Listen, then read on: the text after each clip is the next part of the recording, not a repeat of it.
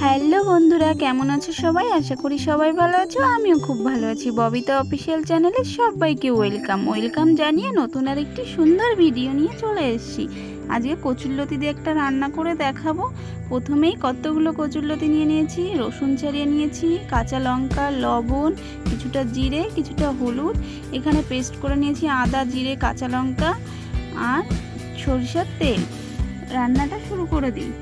কড়াই বসিয়ে দিয়েছি, কড়াইতে পরিমাণ মতো তেল, একটু জিরে আর বেছে রাখা রসুনগুলোকে দিয়ে দিয়েছি। কিছুটা হলুদ দেবো, হলুদে না রসুনের কালারটা সুন্দর হবে।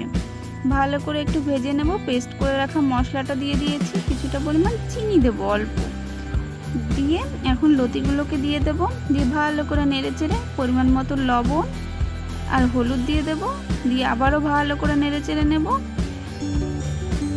এখন আমি পরিমাণ মতো জল দিয়ে দেব, কিছুটা সময় ঢাকা দিয়ে রাখবো। ঢাকনা খুলে আমার জাল উঠে গেছে, লতিগুলোও নরম হয়ে গেছে, লতিগুলো প্রায় কমপ্লিট। গরম মশলা দিয়ে নেড়ে চেড়ে এখন নামিয়ে নেব। কচুরলতিটা নামিয়ে নিয়েছি। গরম ভাতে খেতে না দারুণ টেস্টি লাগে, আমার তো দারুণ লেগেছে। তোমরা আমার মতো বাড়িতে কচুরলতি রান্না করে খেতে পারো। আর আমার ভিডিওটা ভালো লেগে থাকলে like, comment, share and subscribe করে দিও। দেখা হচ্ছে অন্য কোনো সুন্দর একটি ভিডিওয়। বাই।